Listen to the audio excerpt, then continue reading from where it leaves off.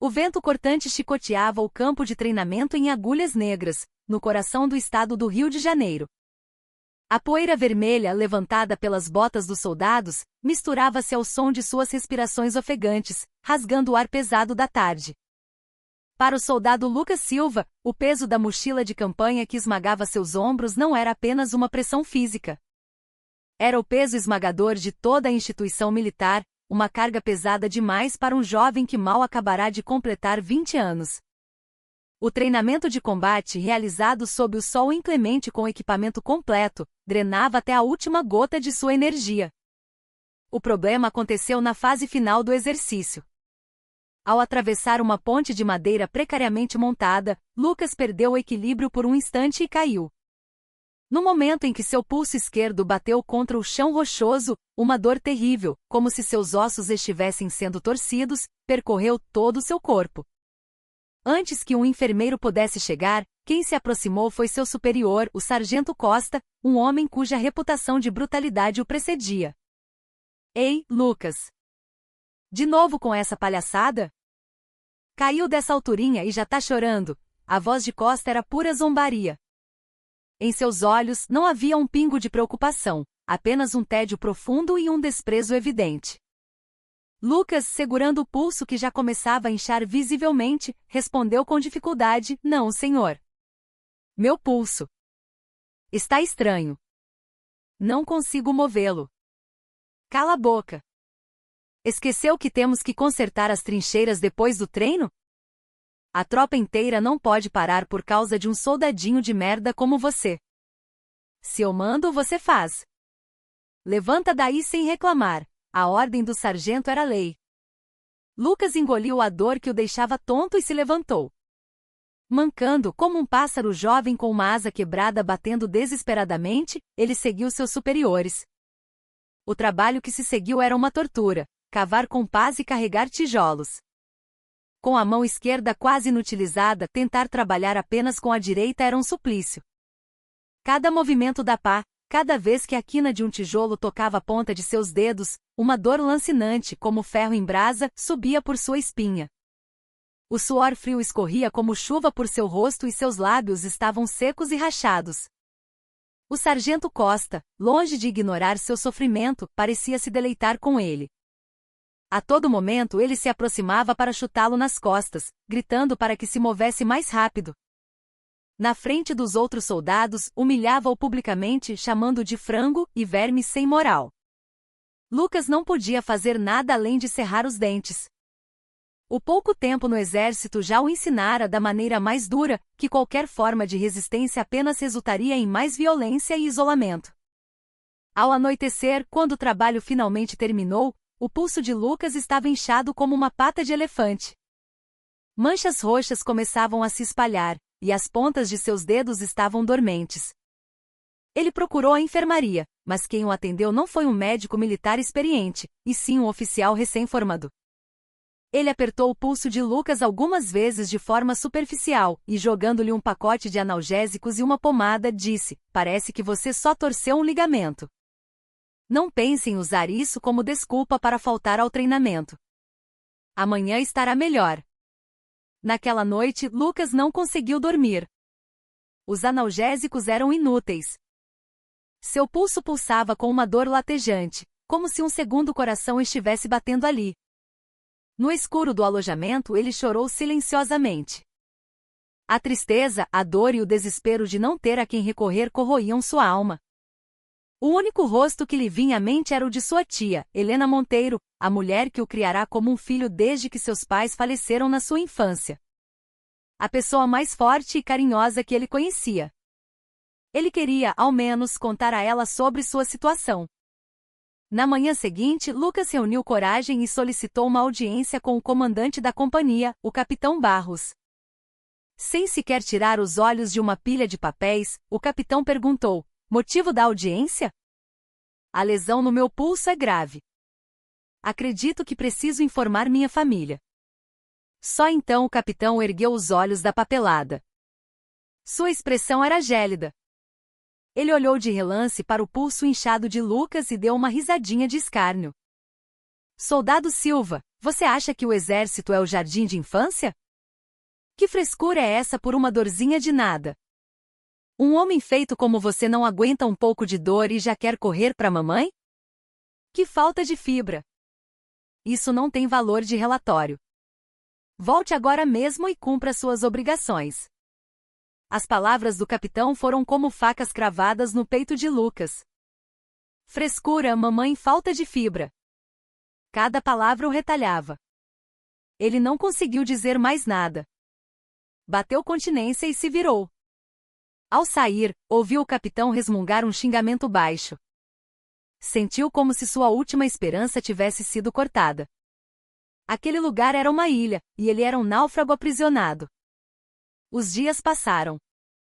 A condição de Lucas, longe de melhorar, piorava a cada dia. Sem tratamento adequado, tornou-se impossível dobrar ou esticar o pulso, e a dor noturna incessante minava sua sanidade. O assédio dos superiores se intensificou. Por não poder usar a mão esquerda, ele era dispensado de todas as tarefas, mas isso não era um ato de consideração, e sim outra forma de violência. Rotulado como inválido e problemático, ele era tratado como um fantasma. E então, naquela tarde, o prelúdio de um evento que mudaria tudo começou. Um pequeno e velho SUV de fabricação nacional aproximou-se lentamente do portão principal da base. O suboficial de guarda, com uma expressão de aborrecimento, parou o carro. Quem desceu do banco do motorista foi uma mulher de meia-idade, com um rosto sem maquiagem e roupas simples, uma figura comum que se veria em qualquer lugar do Brasil. Em suas mãos, ela carregava uma bolsa térmica surrada, do tipo que se usa para levar marmita. Com a voz um pouco nervosa, ela se dirigiu ao guarda. Boa tarde, meu filho. Vim visitar o soldado Lucas Silva. Era Helena. O responsável pelo posto de guarda, Sargento Alves, olhou-a de cima a baixo com desdém e respondeu com uma voz entediada. Soldado Lucas Silva? Não recebemos nenhuma solicitação de visita. Por favor, retire-se. Não. Não pode ser. Meu sobrinho está doente, preciso muito vê-lo. A voz de Helena carregava uma súplica genuína. Mas para o Sargento Alves, era apenas mais um incômodo civil. Ele elevou a voz, autoritário. Senhora, segundo o regulamento, visitas sem autorização prévia são proibidas. E o que é isso na sua mão? Não sabe que é proibida a entrada de comida de fora? Alves apontou com o dedo para a bolsa térmica. Helena abraçou a bolsa contra o peito. Eu trouxe umas coisinhas que ele gosta. Por favor, só me deixe vê-lo uma vez. Ah, essa senhora é teimosa, hein? Num instante, o Sargento Alves perdeu a paciência. Ele tentou arrancar a bolsa das mãos de Helena. Quando ela resistiu surpresa, ele chutou a bolsa com força. Isso viola as normas de higiene da base. Leve isso embora agora mesmo. Com um baque surdo, a bolsa térmica caiu no chão poeirento. Um dos potes que não estava bem fechado se abriu, derramando um caldo de feijão escuro sobre a terra. Pedaços de couve refogada e bife acebolado, preparados com tanto carinho, foram miseravelmente jogados na lama. Naquele instante, o tempo parou. O olhar de Helena se fixou na comida espalhada no chão. A comida que ela havia preparado desde o amanhecer, com o único pensamento de alimentar seu sobrinho doente. Suas mãos começaram a tremer levemente. Seus olhos, no entanto, não tremiam. Pelo contrário, tornaram-se frios e paralisados como gelo. O ar ao redor pareceu cair a uma temperatura abaixo de zero. O Sargento Alves percebeu que havia exagerado, mas o estrago estava feito. Tentando manter a pose, ele tentou intimidá-la com uma voz ainda mais alta. O que está olhando? Se não limpar isso e for embora agora, vou reportar ao meu superior e... Antes que ele pudesse terminar a frase, Helena falou em voz baixa. Sua voz não continha raiva ou tristeza. Era um som que transcendia todas as emoções, frio e duro como aço. Você tem ideia do que acabou de fazer? E então, lentamente, ela começou a desabotoar o casaco velho que vestia, um a um. O movimento era lento e solene, como um ritual para liberar algo há muito selado. Quando o casaco deslizou por seus ombros, a figura por baixo foi revelada. Um uniforme verde-oliva impecavelmente passado que contrastava absurdamente com o cenário poeirento do posto de guarda.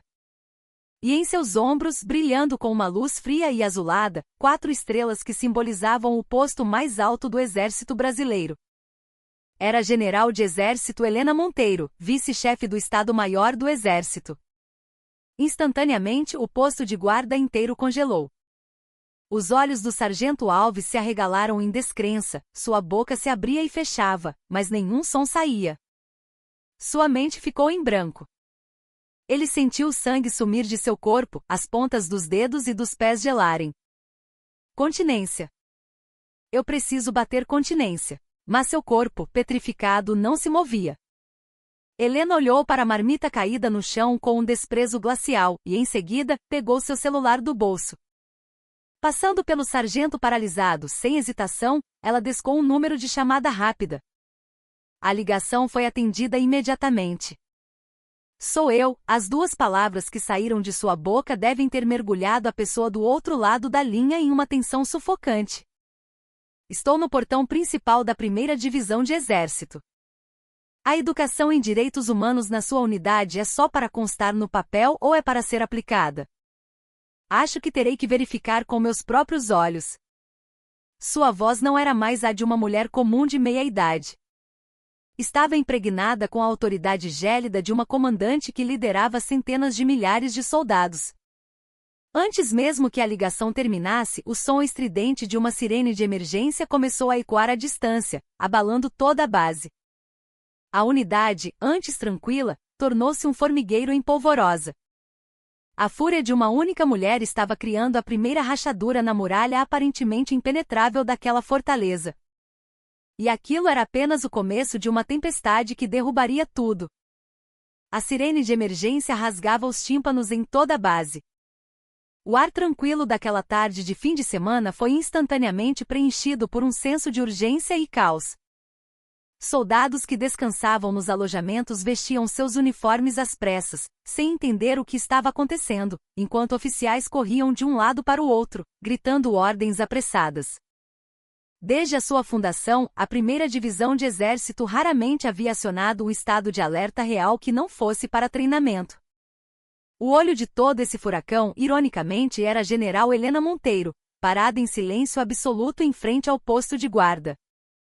Ela já não olhava para a marmita espalhada no chão nem para o sargento Alves, que permanecia congelado.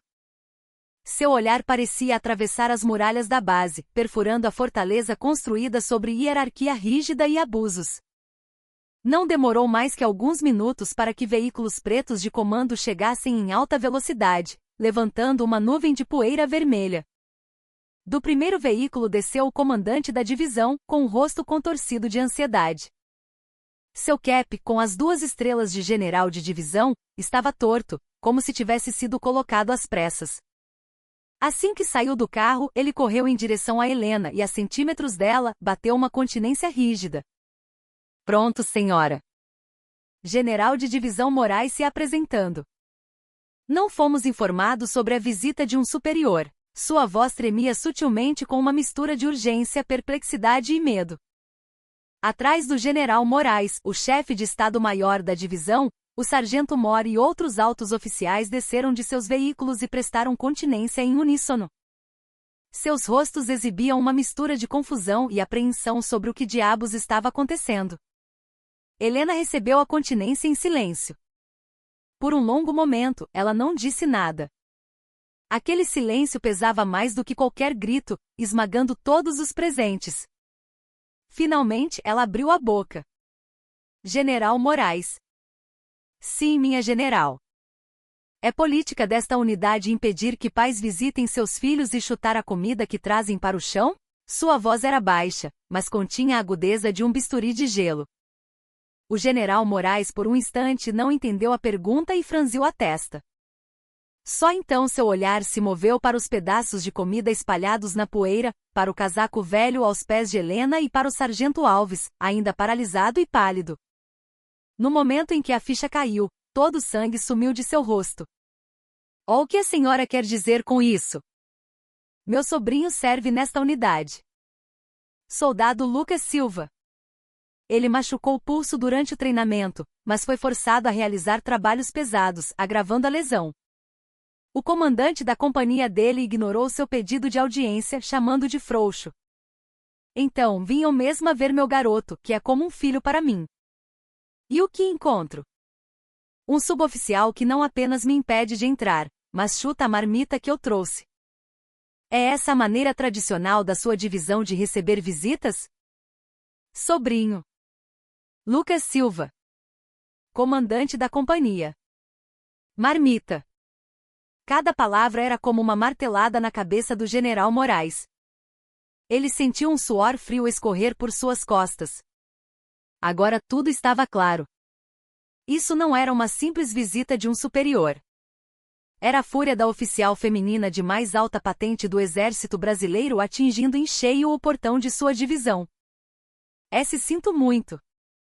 Tomaremos medidas corretivas imediatamente. O responsável será punido. Punir o responsável, Helena o interrompeu friamente. General, você realmente acredita que esta situação é apenas o deslize de um único suboficial? Um capitão que ignora o relatório legítimo de um soldado, um comandante de batalhão que o supervisiona, e o comando da sua divisão, que deveria fiscalizar tudo isso. Isso é prova de que ninguém aqui está fazendo o seu trabalho direito.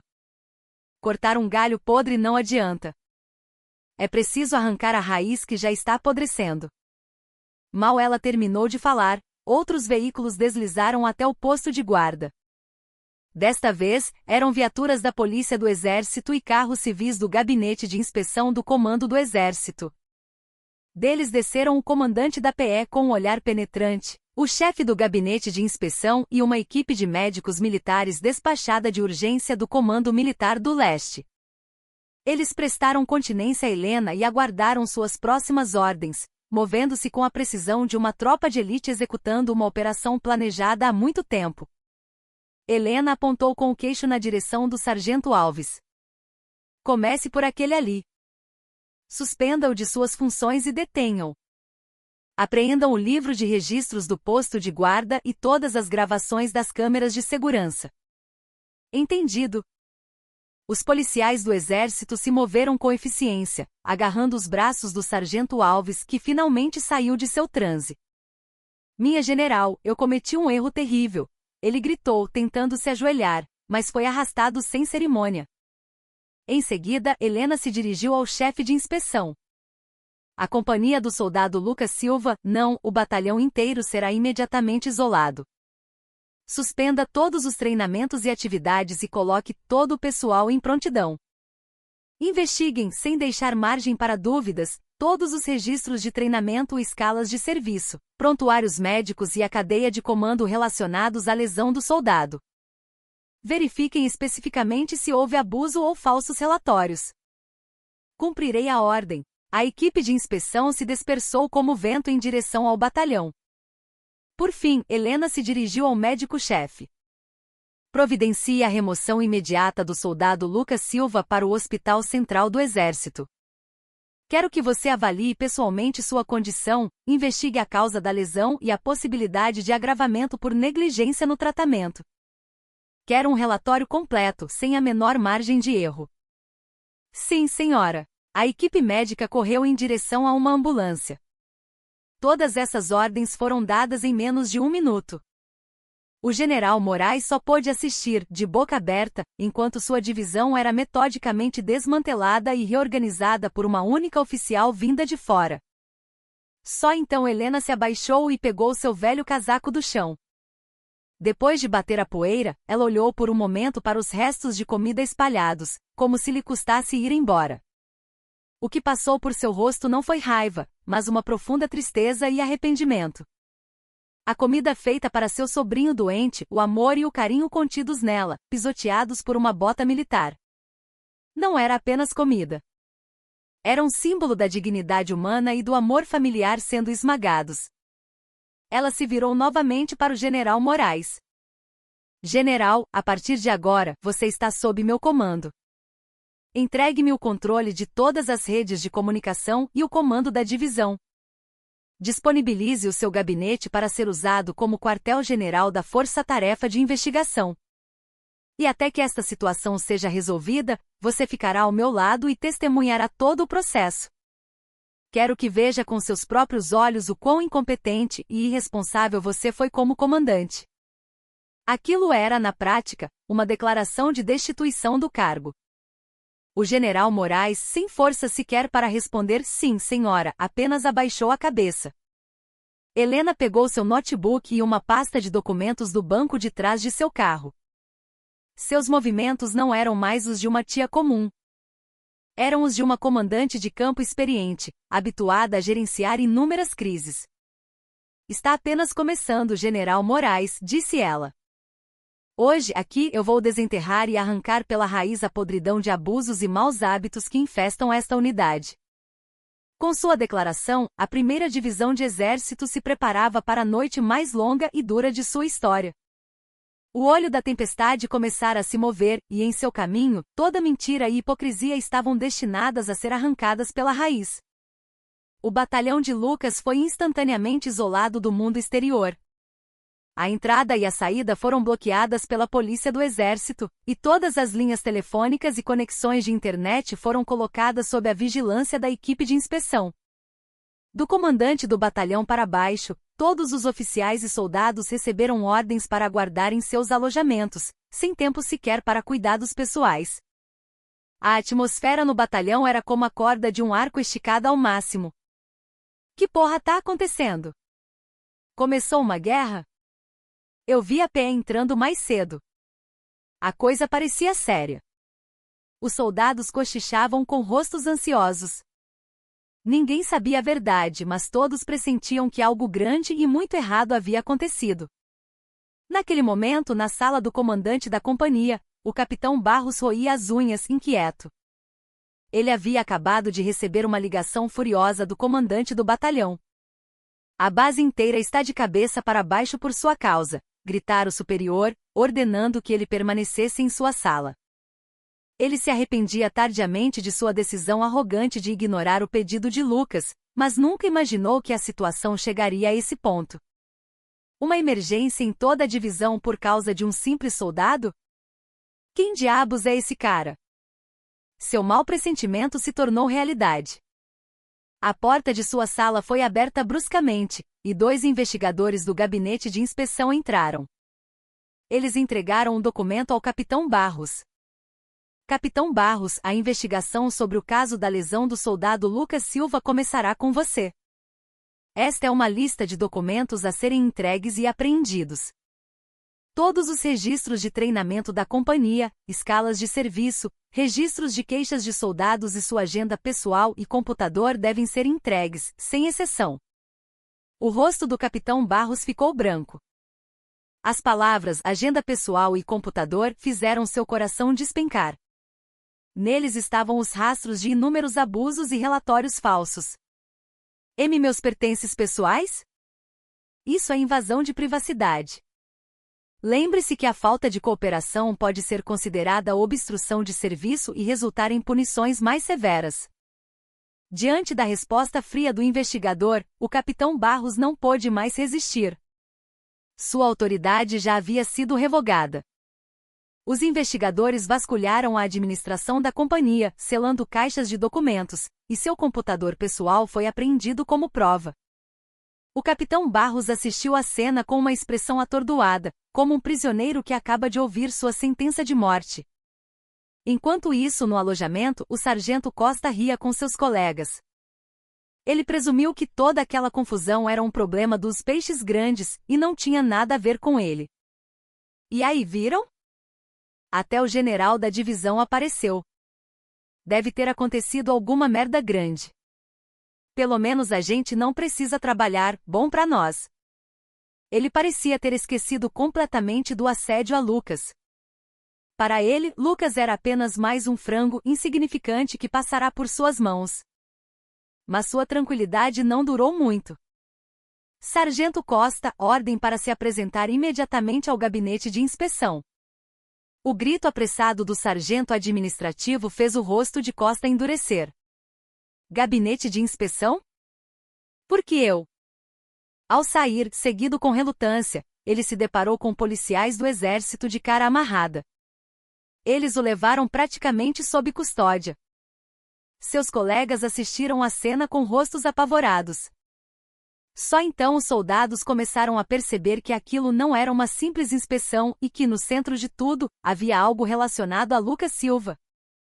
Ao mesmo tempo, na sala do general Moraes, transformada em quartel-general da Força Tarefa, a atividade era frenética. Helena sentou-se no centro, no lugar do general, comandando a operação e recebendo relatórios em tempo real.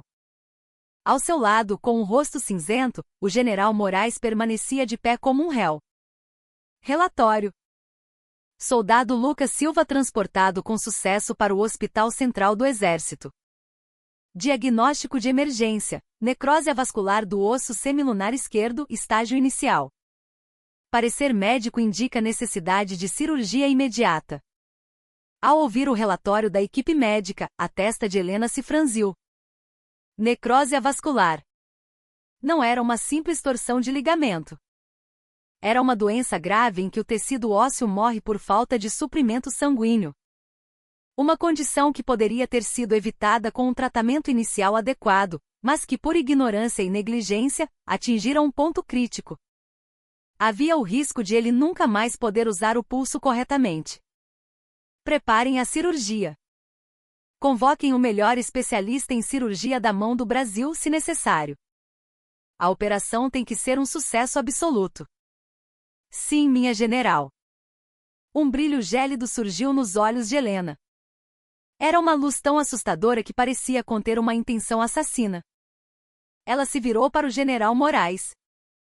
General, na sua unidade, o tratamento para um soldado cujo osso está apodrecendo é dar-lhe uma pomada?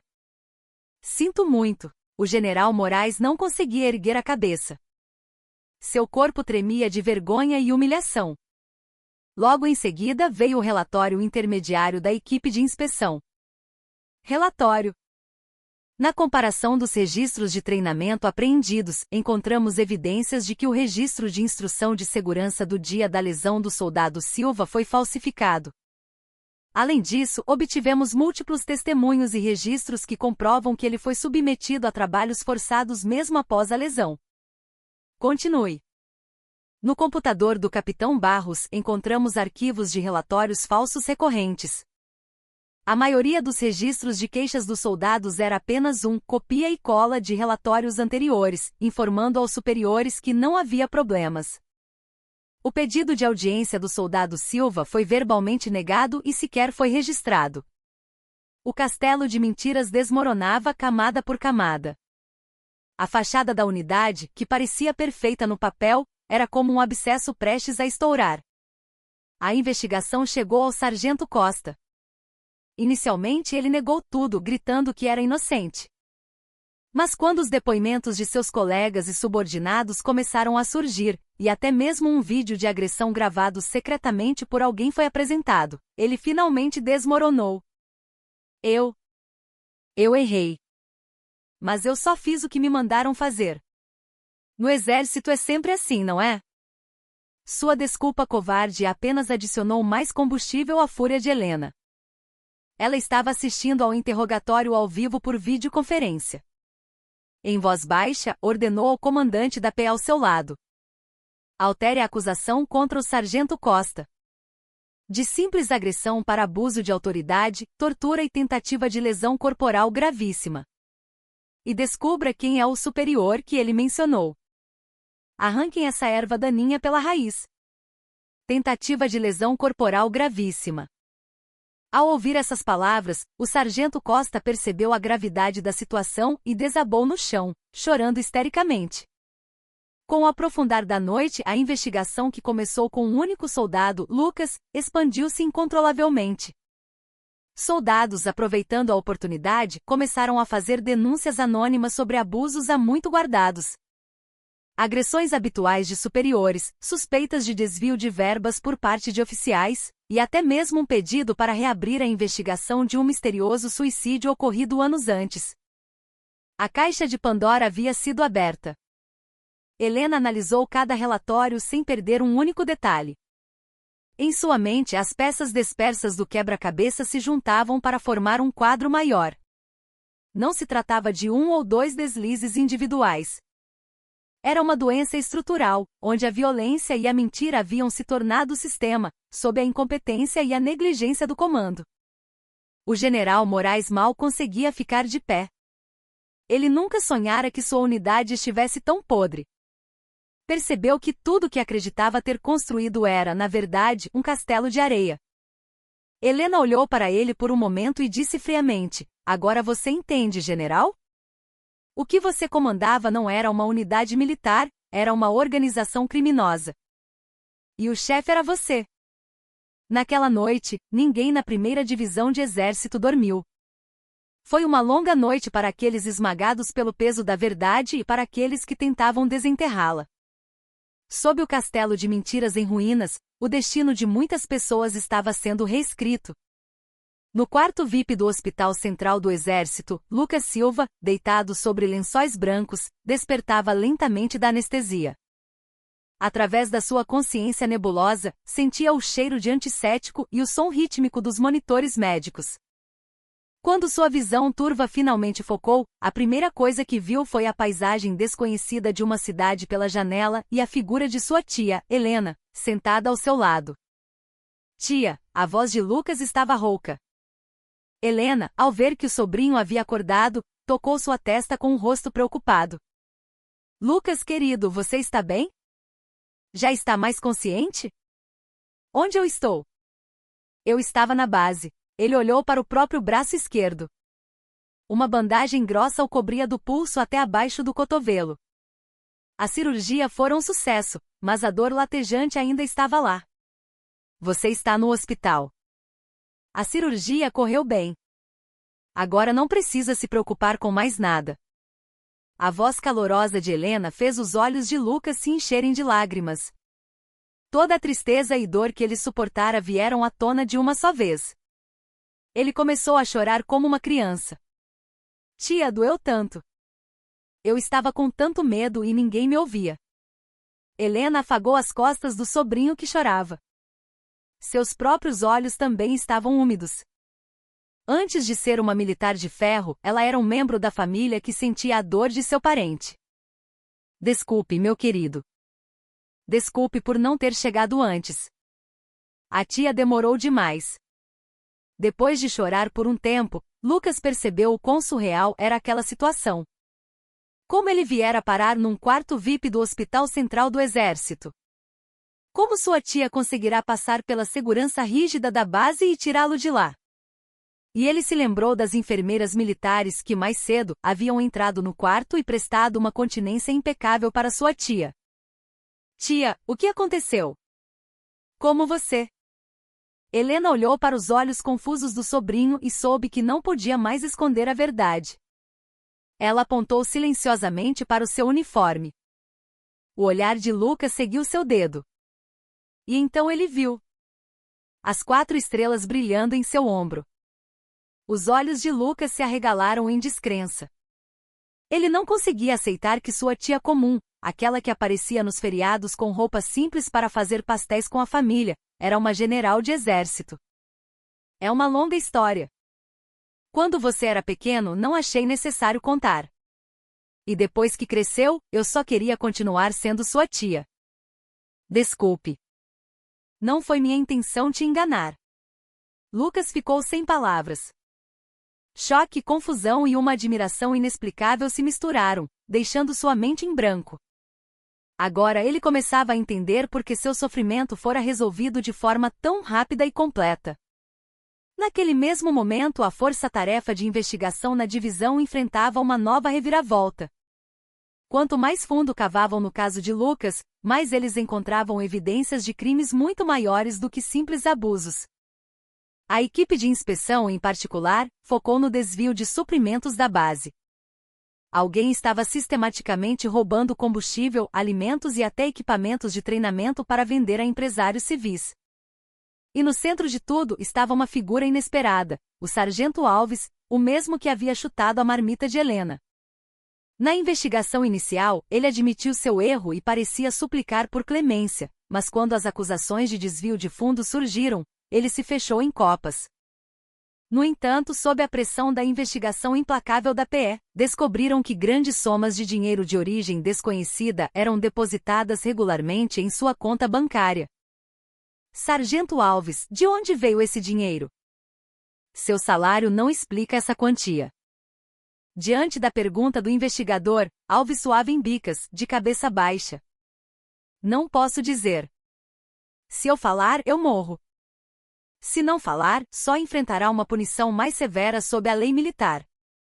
Mas se contar a verdade agora, pode haver espaço para atenuantes. Diga quem está por trás de você. Alves hesitou por um longo tempo. Seus olhos tremiam de puro terror. Ele estava claramente envolvido em algo muito grande e temia as consequências. Finalmente, com a voz trêmula, ele confessou. O sargento-mor da divisão. O nome que ele pronunciou fez o ar na sala de interrogatório congelar. O sargento-mor da divisão. O posto mais alto que um praça pode alcançar, o braço direito do comandante, responsável pela disciplina de toda a tropa. A revelação de que ele era o cérebro por trás da corrupção na base foi um choque tremendo.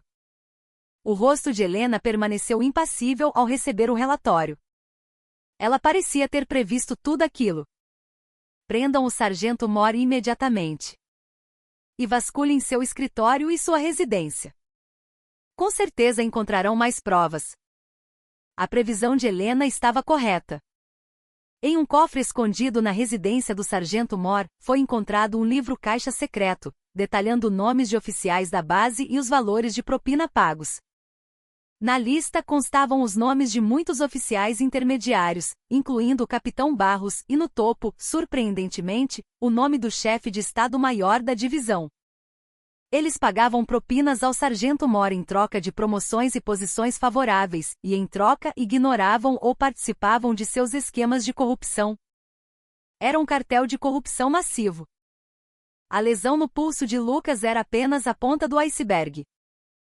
Sob a superfície, uma raiz maligna e gigantesca apodrecia toda a divisão. Helena folheou o livro-caixa em silêncio. Seu olhar se tornou ainda mais frio. Ela jogou o livro para o general Moraes. General, esta é a realidade da unidade que você liderava.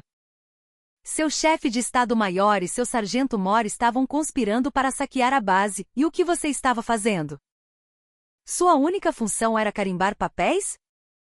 O general Moraes, com as mãos trêmulas, pegou o livro. A traição daqueles que ele considerava seus braços direito e esquerdo o deixou sem palavras. Ele percebeu de forma avassaladora o quão incompetente e cego havia sido. Mas o caso não terminou aí. À medida que a investigação se aprofundava, uma verdade ainda mais cruel e terrível começou a emergir. Alguns anos antes, um soldado havia se enforcado no depósito da base.